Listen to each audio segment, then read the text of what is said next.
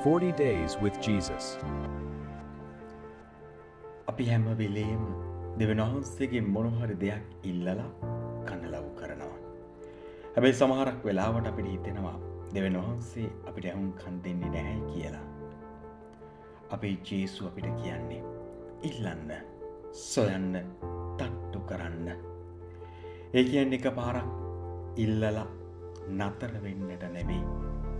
කුඩා දරුවෙක් Tamanට බඩගිනි වුණාම අමබස්සෙන් දුවනවා වගේ දෙවියන් වහන්සේ කෙරෙහි විශ්වාසයෙන් තබමින් දිගටම යාඥා කරන්න. දොර විවෘත වන තුරු අත්හරින්නට එපා. දෙවියන් වහන්සේ දෙන්නේ අපට හොඳම දේ.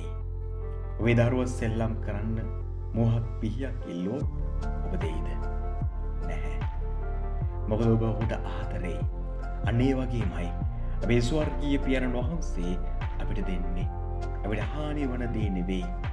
අපේ ජීවිතයට ඇත්තටම අවශ්‍ය දේ විතරයි.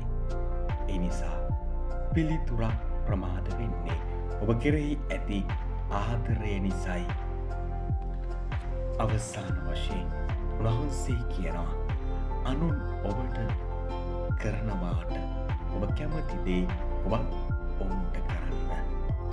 අපි දෙවියන් වහන්සේගෙන් ආදරය බලාපොරොත්තු වෙනවා නම් අද දවසේ අපේ අසල්වැසියාට අපි ආදරයම දක්වමු. ඔබ දට්ටු කරන දොරේ අනිත් පැත්තේ ඉන්නේ ලෝකේ ලොකුම බලවතා නෙමෙයි.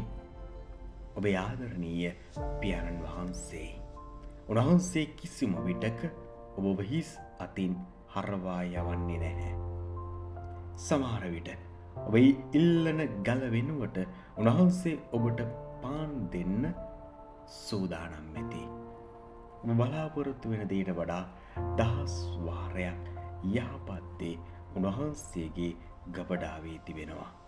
එනිසා අද දවසේ ඔබේ යාඥාවත් හරින්නට එපා. විශ්වාසයෙන් තට්ටු කරන්න.